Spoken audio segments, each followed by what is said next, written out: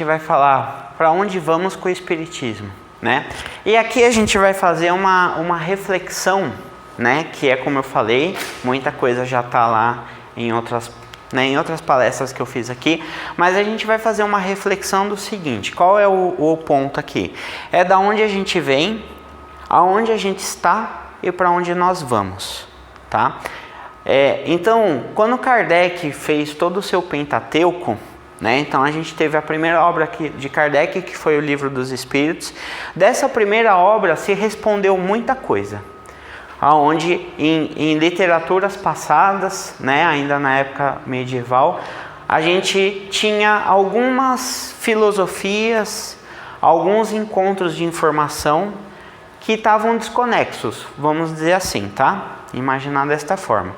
Aí Kardec vem com a sua obra e esclarece o que é o mundo dos espíritos, pela própria obra dos espíritos.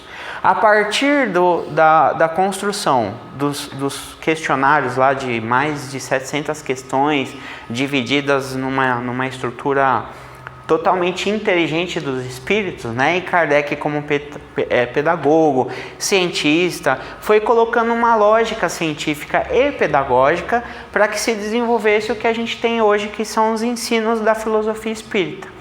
Com isso, saiu outros estudos, né? Então a gente tem o Livro dos Médiuns, a gente tem a Gênesis, a gente tem o Céu e o Inferno, que o Céu e o Inferno traz exatamente uma tradução prática dos espíritos desencarnados nos seus diversos graus de evolução, trazendo aquele cotidiano e essa interação do mundo material com o mundo espiritual.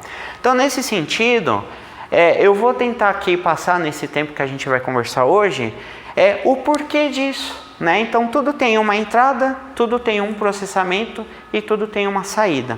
Essa é a nossa natureza, né?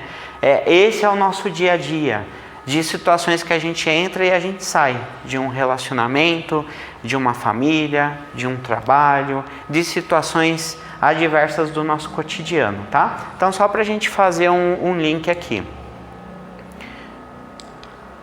Bom, então a gente tem aqui nas obras de Kardec as 3 revelações, né? Aonde a gente tem, isso está no Evangelho segundo o Espiritismo, tá? Que também é um estudo aprofundado no Evangelho, né? No Evangelho de Cristo. Então a lei do Antigo Testamento teve em Moisés a sua personificação, ao Novo Testamento tem a do Cristo. O Espiritismo é a 3ª revelação da lei de Deus, mas não é personificá-la a nenhuma individualidade. Ou seja, essa obra nós damos o nome de Kardec, né? Kardec foi o tradutor, por assim dizer, mas a obra, na essência, é da espiritualidade. São narrações que os espíritos fazem a Kardec, e Kardec tem o trabalho da codificação, né? Então ele sintetiza isso para a gente entender mais tarde.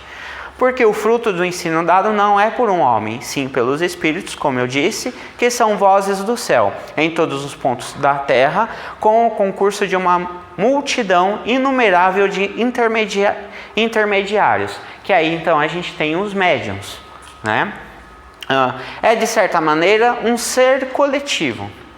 Então, quando a gente fala de ser coletivo, a gente também fala de uma psicosfera coletiva, aquilo que se emana, aquilo que se pensa. Então uma nação, a sociedade, o mundo. Então são pessoas que tinham este mesmo propósito, cada um dentro do seu grau de evolução, como por exemplo num trabalho profissional, né, que a gente tem a estrutura, ou dentro, por exemplo, de um trabalho de uma casa espírita. Formado pelo conjunto de seres do mundo espiritual. Assim como Cristo não vim destruir a lei, porém cumpri-la. Também o Espiritismo diz: não venho destruir a lei cristã, mas dar-lhe execução. Nada ensina em contrário ao que ensinou Cristo, mas desenvolve, complementa e explica em termos claros e para toda a gente. O que foi dito apenas sob forma alegórica vem cumprir nos tempos préditos o que Cristo anunciou e preparou a realização das coisas futuras. Ele é, pois, a obra do Cristo, que persiste, conforme igualmente o anunciou, a regeneração que se opera e prepara o reino de Deus. Ou seja, dentro do que a gente fala, né, que como Jesus não veio destruir a lei de Moisés, ele vem fazer cumprir, o Espiritismo também, quando a gente tem a obra, né, o Evangelho segundo o Espiritismo, que ele, como eu falei, sintetiza, ele explica, ele detalha melhor a condição que a gente tem hoje, né? Então, as obras de Kardec tendo 200 anos, é uma, vamos dizer assim, é uma adaptação, é uma ilustração à condição que a gente tem hoje de conhecimento. Então, comparado hoje ao conhecimento, a estrutura literária que a humanidade desenvolveu ao longo do tempo pós Jesus Cristo, Kardec então vem e traz diversas revelações que Jesus trazia como parábolas, né? Então há vários processos, por exemplo, o milagre, né? Os milagres de Jesus no céu e inferno, é muito explicado, é muito sintetizado essa questão dos milagres, é onde ele elucida e explica. Com isso, a gente então passa a adquirir conhecimento sobre diversas situações que passam em nós. E aí a gente vai ver um pouquinho aqui. Então, o cristianismo primitivo e gnóstico. Então, antes do período de Jesus, aliás, após o período de Jesus, nós tivemos uma estrutura filosófica chamada gnósticos, tá? E aí, nesse contexto, os gnósticos representam um segmento do cristianismo primitivo, tá? Consubstanciado numa visão mais esotérica, mística, imanente e espiritualista da Bíblia. Assim, os gnósticos representam de fato uma espécie de seita cristã muito antiga, baseada em revelações secretas do ensinamento de Cristo, já ressuscitado a alguns de seus discípulos. De fato, algumas passagens bíblicas realmente revelam que Cristo mantinha um diálogo mais profundo com seus discípulos, no que tange às coisas relacionadas ao mundo espiritual. Neste sentido, Mateus ensina-nos: eu falo a vocês o que já foi dado de conhecimento dos mistérios do reino dos céus. Mas ao povo eu me dirijo em parábolas. Então, Mateus 13:10, versículo 11. Assim, gnosis significa uma forma de conhecimento imanente do Cristo, de Deus e do próprio mundo celestial.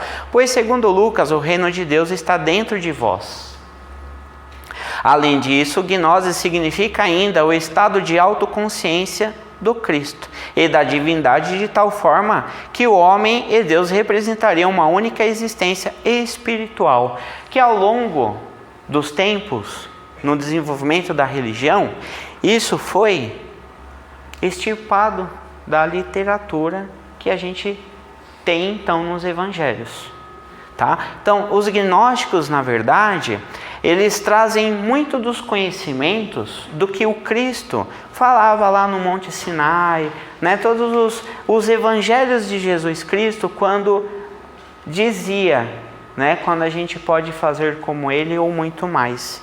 Nesse sentido, então, tá? Só para a gente fazer uma referência, que os gnósticos se aprofundaram. Claro, você tem uma série de detalhes dentro dessas filosofias, mas aqui para a gente focar bem nessa questão espiritualista, né? Quando eles falam que Jesus trazia isso no primitivo do Evangelho. Nessa mesma linha filosófica, devemos ainda ressaltar que para esses cristãos, só o despertar interno do Cristo permitirá o autoconhecimento das coisas ligadas ao reino de Deus. Que mais tarde, então, por exemplo, a gente tem as obras da Joana de Ângeles, que traz muito sobre isso, o autoconhecimento, tá? É daí que a gente tem fundamentos do autoconhecimento, tá? Nessa ótica, o discípulo Tomé afirma: aquele que beber da minha boca tornar-se-á como eu, e eu mesmo tornar-me-ei nele, e todas as coisas ocultas se lhe revelarão. O evangelista João, por sua vez, também afirma que o estado espiritual da gnose crística tem realmente o poder de libertar o homem. Conhecer a verdade vos libertará. Vejam, conhecereis a verdade, né? Vos libertará. Além disso, esta linha cristã primitiva, verdade, também baseia em seus ensinamentos da pré-existência da alma. Olha ele falando aqui, né? Da autorredenção espiritual, bem como a reencarnação como fenômenos espirituais inegáveis. Por isso, Tomé ensina-nos, depois da morte, aqueles que creem, mas permanecerão apegados às coisas, a belezas transitórias, serão consumidos na sua preocupação pela vida e serão trazidos de volta ao mundo visível. Quanto mais apegado às paixões mundanas, mais reencarnação a gente faz aqui. Basicamente é isso que ele está dizendo quando a gente vem para a linguagem espírita. Ou seja, ao mundo da carne e do sangue. Ademais, discípula Pístitias Sofia reforça igualmente a necessidade da paligenésia na vida dos pecadores como forma de atingirmos a consciência gnóstica cristã, a purificação e o aperfeiçoamento espiritual. Dentro disso, eu falei numa palestra do mundo cátaro, né? Que era uma igreja, a igreja cátara, né? Que teve no processo da Inquisição, e eles tinham um ritual dentro disso, né? Então, por exemplo, na não reprodução, eles tinham alguns rituais que foi uma das coisas também que levou ao processo inquisitório, tá? Então, uma questão de cultura, uma questão de visão, uma questão de crença que a gente tem até hoje também dentro das suas evoluções. Isso é natural da nossa consciência humana. Então, nesse contexto, falando sobre vidas passadas, também diz: nós somos de ontem e nada sabemos. Por fim, os cristãos gnósticos foram infelizmente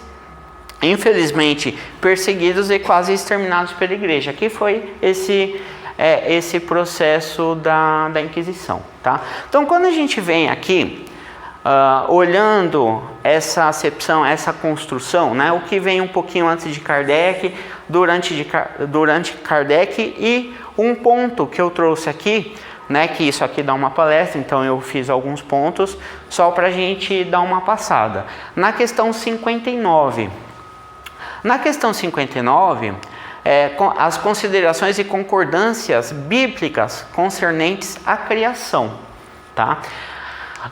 Então os espíritos respondem aqui, né? Os povos são formados de ideias divergentes acerca da criação, de acordo com as luzes que possuem.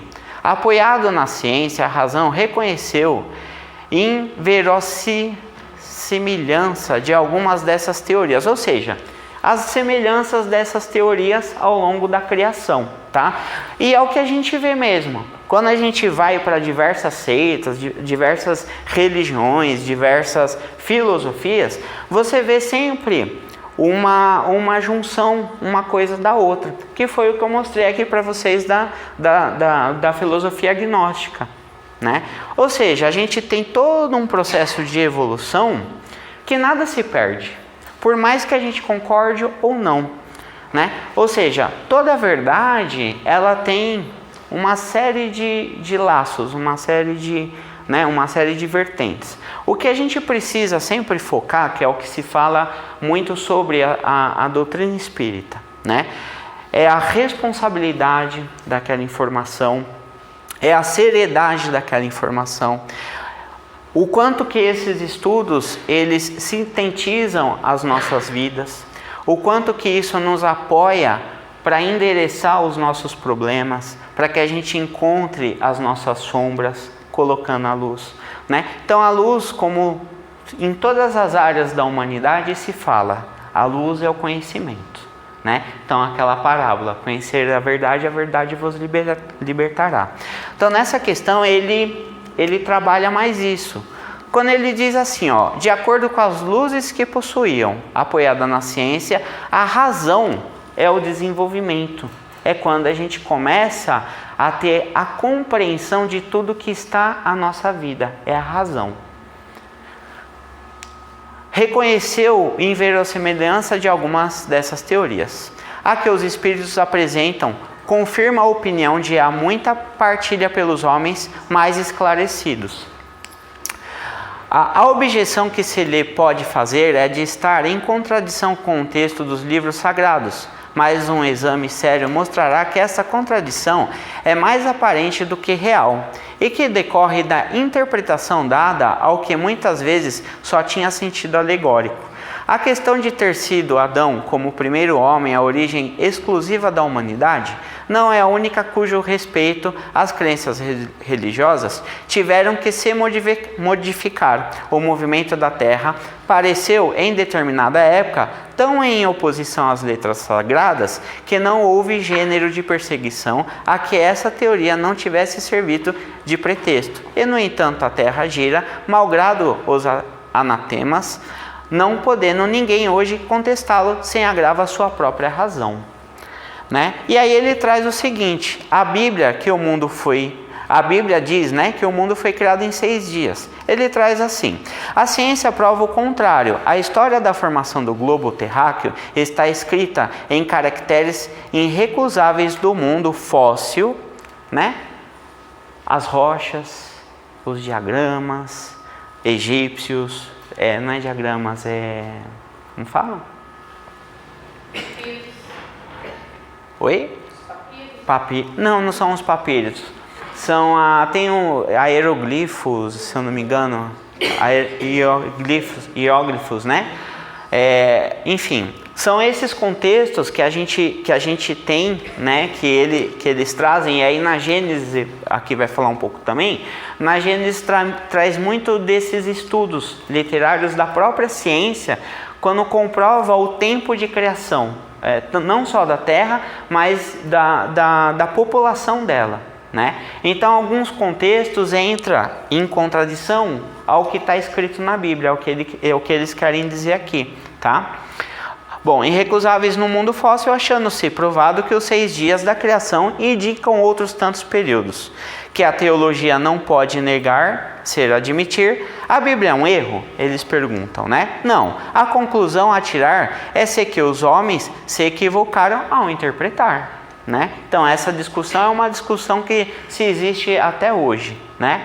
Bom, escavando os arquivos da Terra, a ciência descobriu que a ordem, os seres vivos, lhe parecem na superfície, onde que está de acordo com o que diz a Gênesis, como eu falei aqui, né? Bom, a existência do homem antes do dilúvio geológico ainda é com efeito hipotético, eis aqui. Porém, alguma coisa que, ao menos, admitisse que o homem tenha aparecido pela primeira vez na Terra 4.000 anos antes de Cristo. Bom, e aí aqui eles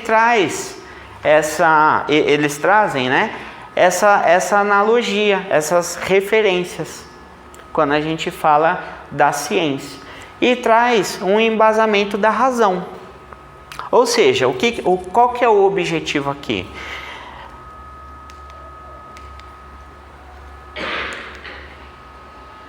É quando a gente vem fazer a reflexão do cristianismo primitivo, tá?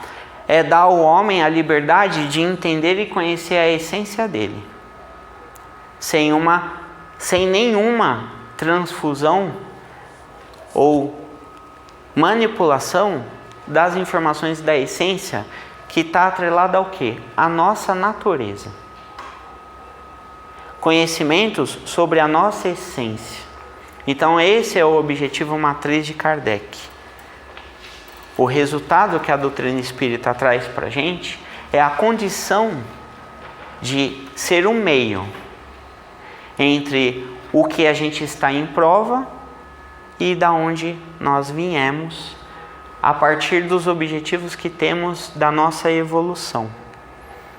Então a filosofia espírita é uma filosofia com o objetivo de evolução. Aonde ela chega?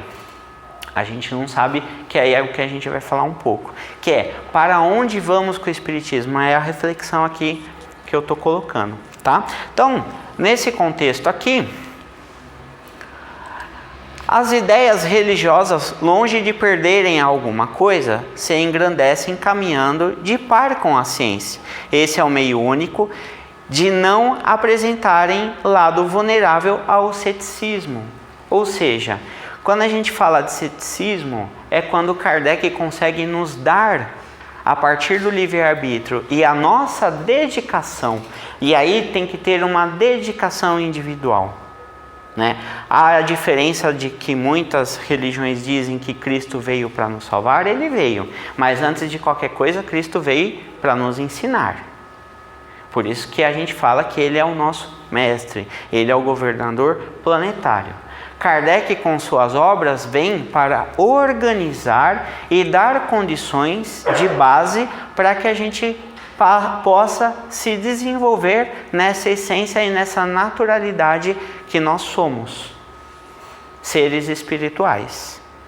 Então, a doutrina espírita, ela é uma filosofia pedagógica que ela nos dá condição para que a gente possa desenvolver de acordo com as nossas capacidades e o nosso tempo de evolução, tá? Bom, então a gente tem a tríplice da filosofia: religião, ciência e a filosofia, né? Então essas são as bases de desenvolvimento de Kardec, tá? Aí nesta caminhada, não ficou bagunçado. Nessa caminhada tem algumas falas que Kardec traz no desenvolvimento dos livros, nas reuniões mediúnicas, lá nas mesas girantes, né?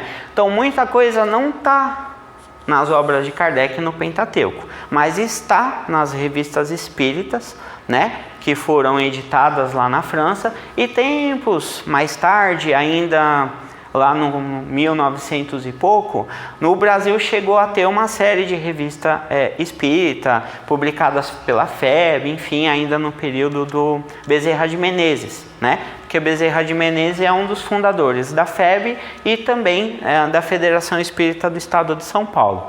Ficou meio bagunçado aqui, mas o que acontece? Ele traz nas revistas espíritas, né, ó, como a gente pode ver aqui,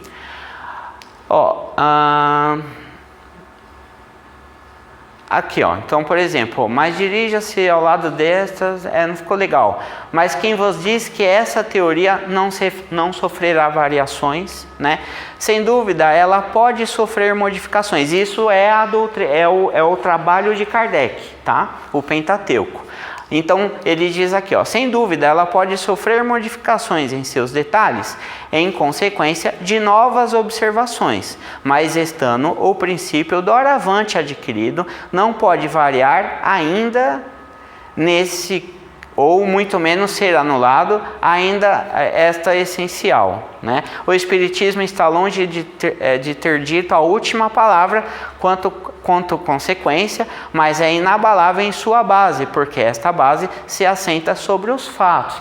Então é o que eu falei, né? Então a gente tem a obra de Kardec completa, que nos traz as explicações, né, do que é o mundo dos espíritos, o que são esses conhecimentos adquiridos, né, e deturbado às vezes, né, deturbado por outras religiões, por outras igrejas. Então aí pelo Pentateuco a gente tem os esclarecimentos. No céu e inferno a gente tem passagens de espíritos, né, que foram desencarnados por várias formas, suicídio, enfim, diversas formas, e eles trazem as suas narrativas, os seus conhecimentos, os seus estudos de caso, vamos dizer assim. Então ele simplifica, mas dentro da Revista Espírita, o que ele diz pra gente? Ele diz que essa não é o fim, né? Então aí é quando a gente entende que a doutrina espírita não é algo dogmático, Ou seja, entra e sai gerações, vamos ter o mesmo ritual, vamos ter a mesma essência de conexão a Deus. O que ele diz aqui é o seguinte: a conexão a Deus é o seu autoconhecimento. E aí a gente tem, a partir de Divaldo Franco, as obras da Joana de Ângeles, uma série de livros que trata sobre as questões da mente humana, né? Que traz assuntos sobre a psicologia, como a Luísa fala, a psicologia espírita, né? Então aqui a gente tem um apanhado da onde vai a doutrina espírita. E aí então a gente começa a ter o controle sobre o carro de cada um. Claro, sempre estamos dentro de uma casa espírita, tendo como base, como referência, porém no nosso dia a dia, a caminhada é nossa, ela é individual, né? Então é ação e reação. Com isso a gente passa a ter consciência, a gente passa a entender todo esse processo da mudança da sombra para a luz. Quando a gente pega essas obras e trazem para a nossa vida, não apenas como uma exposição externa. Ou seja, cometi um erro, vou falar com um determinado líder religioso. Fiz um acerto, também eu posso falar com ele, né? Qual é o problema? Mas a gente passa a entender que tudo que a gente faz é consequência nossa, é responsabilidade nossa. Na essência, quando tudo que você pegar dos livros dos livros de Kardec, é isso. Então ele explica na Gênesis o mundo que nós estamos, como ele se faz, tudo que envolve o processo de magnetização, os fluidos vitais, né? E tudo que envolve as leis de adoração, as leis da destruição, a lei do trabalho, todas as leis a gente passa por isso, né? Nossa, desconfigurou tudo, eu acho que eu te mandei errado. Ficou faltando coisa. Ficou faltando coisa, eu te mandei errado. Bom, mas aqui eu lembro. E aí então a gente, após o advento do Espiritismo, né? Então dentro do advento do Espiritismo, após as obras de Kardec, né? Lá em 1900 e pouco, a gente começa a ter a ascensão do Espiritismo aqui no Brasil, né? Então tem a obra do Ismael que diz que o Brasil é a pátria do universo, né? E tanto que isso em muitas situações se comprovam que o Brasil é o país mais espírita do mundo, né? Em termos de estrutura, em termos de consolidação da filosofia espírita, né? Em termos de conhecimento adquirido e em termos de obras, né? Em termos de estudo, como a gente fala na ciência. Então aí eu vou pôr aqui a tríplice, né? Que essa é a bagagem de tudo. E aí então a gente vem lá nos anos 1920, 1925, a gente tem a ascensão de alguns literários estudiosos que começam a trazer reflexões, né, das obras de Kardec, mas também quando a gente fala de ciência, muita coisa que está na ciência, né?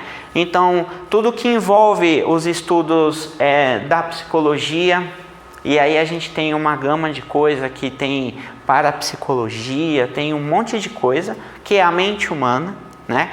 E aí daí a gente começa a acessar mais fontes de conhecimento e isso vem internalizando no dia a dia das pessoas, das casas, né? E aí a gente tem a vinda de Chico, né? Com o Chico a gente tem Divaldo Franco, tem uma série de outros que aí eu vou falar aqui que são dois que eu estudo bastante, que é Herculano Pires e Hermínio de Miranda, que a gente sempre conversa bastante. Então são duas pessoas também que são da época de Chico, trabalharam com Chico, atuaram com Chico. Na passagem de Chico, a gente tem as obras de André Luiz e a gente tem as obras de Emmanuel. Então Emmanuel traz não só romances, mas Emmanuel traz vivências E ele traz e ele mostra nas suas narrativas este processo de evolução e reflexão quando a gente fala de religião. Então, ainda da Igreja Católica, de outras linhas filosóficas. Nas obras de Kardec, ele traz diversas referências de filosofias orientais. E aí a gente tem um pouco desses aprofundamentos em algumas obras que vêm depois de Chico. André Luiz, ele traz diversas obras do plano espiritual, mas com olhar e comparado, como ele foi médico, né? Aqui no plano material, com o olhar da ciência, né? Para dizer assim. Então ele traz as suas vivências no plano espiritual, após as suas percepções lá no nosso lar, né? Então a gente tem o filme.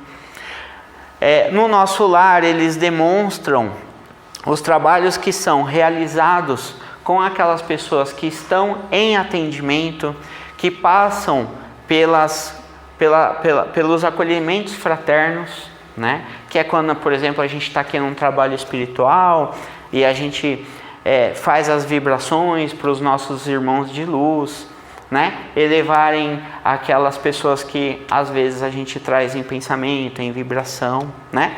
Então, dentro disso, a gente tem uma série de trabalhos. E aí a gente tem Edivaldo Franco, Joana de Ângeles.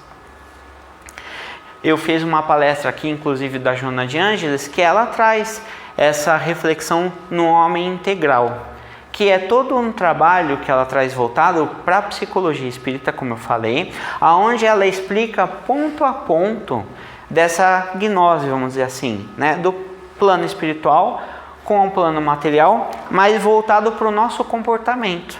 Então, o que a gente entende? Que tudo isso que a gente tem nessa literatura antes de Cristo, durante Cristo, por exemplo, os 10 mandamentos de Moisés, o que eram? São 10 mandamentos de leis comportamentais. Não adulterarás, não matarás, eram ações do comportamento humano daquele período. Quando Jesus vem e fala via suas parábolas e seus evangelhos, o evangelho nada mais é, não só isso, né, com uma riqueza muito grande, mas ele nada mais é do que uma forma de conduta que a gente tem que ter no nosso dia a dia. Aí a psicologia vem dar nome para isso, ética e moral. A gente fala de ética e moral em todos os lugares que a gente está. Todos os lugares que a gente está tem regra. São regras mecânicas voltadas àquele ambiente que a gente está. Numa academia militar, num esporte, numa empresa, numa casa espírita, na igreja, e em todas as relações, no hospital que a gente vai, na rua que a gente anda. Então a gente tem referências de conduta basilares para que a gente tenha equilíbrio em sociedade. Quando a gente tem equilíbrio em sociedade, a gente passa a ter um mesmo objetivo, pelo menos possamos entender assim. Quando a gente fala se ligar a Deus por meio da religião, Chico vem e fala assim: a disciplina, disciplina, disciplina. Chico não, Emmanuel fala para Chico.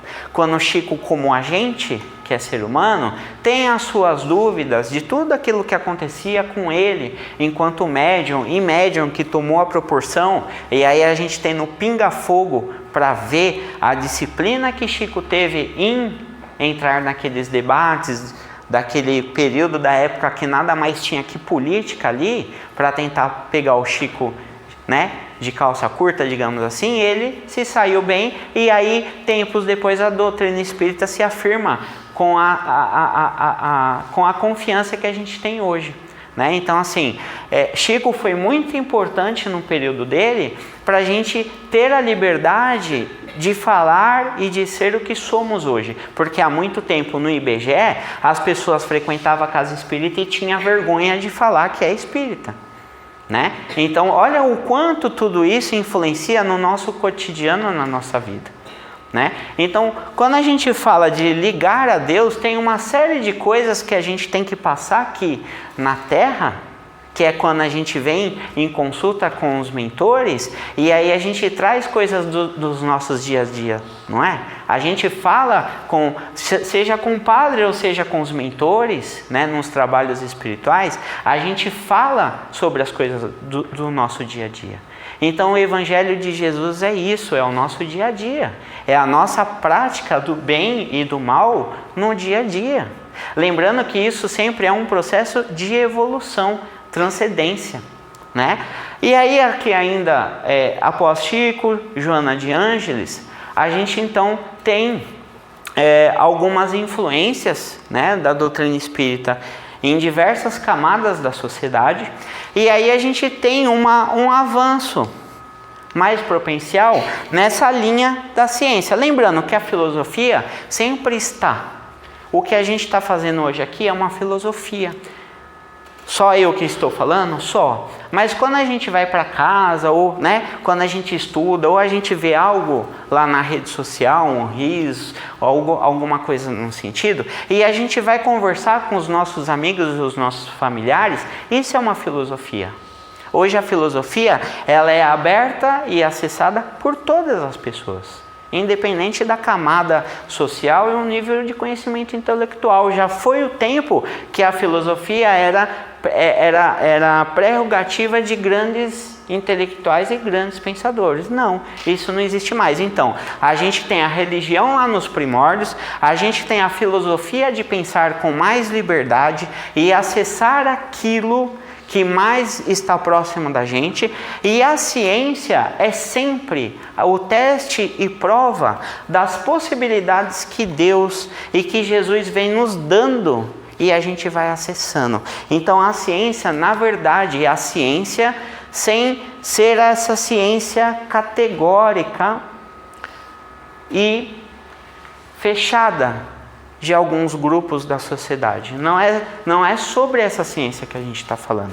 Mas a ciência, quando lá atrás a gente viu que o período da humanidade na Terra não exatamente é o que está em alguns pontos da Bíblia, mas é o que a gente vê de fato nos fósseis da Terra.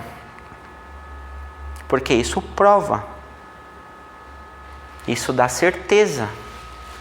Isso não tem nenhum povo, nenhuma cultura ou nenhum grupo de pessoas nos dizendo forçadamente o que é ou deixa de ser. A gente está vendo, né? Então, com base nisso, a gente tem esses dois caras, Hermínio de Miranda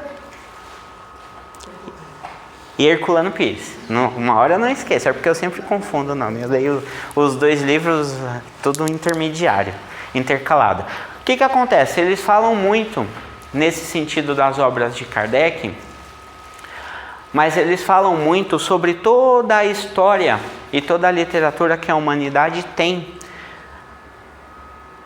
apoiado sim na doutrina espírita, porque são trabalhos espíritas, né? Eles são espíritas, e eles fundamentam muito esse campo da ciência dentro de todas as linhas dos nossos organismos, da nossa mente, do nosso consciente, do nosso inconsciente. Eles trazem as reflexões históricas que a gente tem de diversas obras, né? Eles traduzem várias obras. Tem um que tem 40 livros publicados, outro tem 45, né? Então trabalharam com Chico Xavier, né? Em 1940 alguma coisa. Bom, nessas obras que eles trazem a referência para a gente dessa conduta do comportamento, né? Então cada ato que a gente tem, cada consequência que a gente tem na história da nossa família, né? Todas essas influências que a gente tem do passado, né? Como que a gente pode interpretar isso, ou como que a gente pode entender isso, né? E como que a gente passa a ter conduta sobre essas questões para a nossa evolução, né? Então a gente, com isso, tá? É que não ficou legal porque não deu, mas tinha as obras deles e daria para mim explicar melhor, tá? Mas o que eu quero, assim, o fundamento que, como o nosso horário já está dando, o fundamento que eu quero trazer para a gente sobre quando a gente fala de ciência, tá? A ciência, a gente precisa definir uma questão, né? Quando a gente fala de ciência dentro de um contexto espiritual, espiritualista, dentro da doutrina espírita ou de religião, tá? É a ciência da nossa essência, tá? Então, quando a gente fala da mente, a gente fala do que a gente tem das nossas vidas passadas, né? O Antônio Dias, quando ele vem aqui, ele faz a palestra dele do desenvolvimento mediúnico, do desenvolvimento do ser, e aí ele explica todo o processo de encarnação e do desencarne e da encarnação, né? As missões que a gente tem, todo esse processo que Kardec explica, a gente, na essência, na vida, no nosso momento presente, a gente precisa ter essas percepções, entender que a ciência ela é uma ferramenta que ela nos dá a condição de trazer esta conduta para o nosso dia a dia, tá? Para a gente ter ciência e percepção de tudo aquilo que acontece com a gente, né? Então, quando a gente observa o nosso coração naquela palpitação forte, nem tudo necessariamente está atrelado ao medo, está atrelado a algo que eu preciso fazer, a ansiedade. A ansiedade não necessariamente ela é ruim, ela é um gatilho do nosso corpo para fazer com que a gente movimente, né? A coragem precisa ser dosada. A coragem, ela é algo que eu já faço, eu tenho uma atitude porque eu tenho um conhecimento, eu domino aquela questão. Então eu tenho coragem de fazer, sei lá, sair correndo de moto a 200 por hora. Mas eu tenho que ter consciência que eu não tenho controle disso. Então a coragem é algo que eu preciso, está atrelado ao ego. Eu preciso dosar o meu ego. O ego é ruim? Muito se fala o ego não é ruim. Mas como que eu doso o meu ego? Qual é a minha percepção do ego? Então a gente junta o corpo físico com a mente. Mente, inconsciente. Inconsciente, o espírito. É uma coisa só.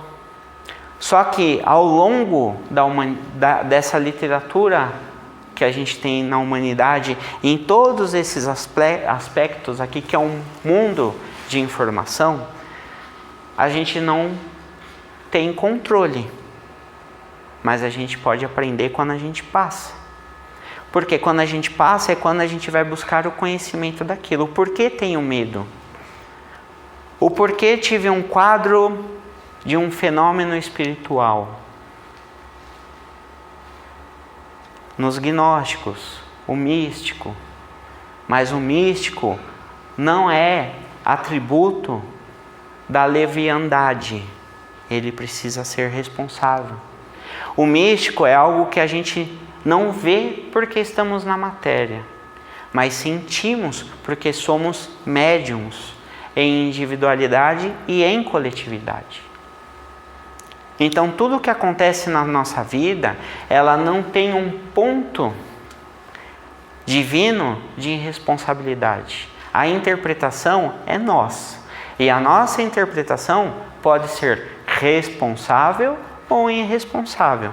Irresponsável no sentido da coisa. Não é pegar um livro e ler, mas é a intenção que eu trato aquele tema. É a intenção que eu trato como eu vou seguir com aquele tema. Então eu preciso ter responsabilidade. Eu preciso ter responsabilidade, inclusive, de entrar numa casa espírita para pedir ajuda. A responsabilidade é minha. De tudo que acontecer comigo, a responsabilidade é minha. Então a gente está nos anos 2000 e alguma coisa. Nesse ano 2000 e alguma coisa, a gente passa a ter responsabilidade, inclusive, do que será o nosso pós-morte. Porque a gente passa a ter consciência e conhecimento de pequenas questões que está no mundo espiritual. Então a gente já tem o conhecimento. Então, a partir do momento que nós temos todas as consequências emocionais com a gente, isso significa que a humanidade já está preparada para passar pelo que está passando. Então nós estamos no século XXI com as doenças mentais. E a cura das doenças mentais também é nossa responsabilidade de buscar esta solução interna, quando a gente fala do autoconhecimento.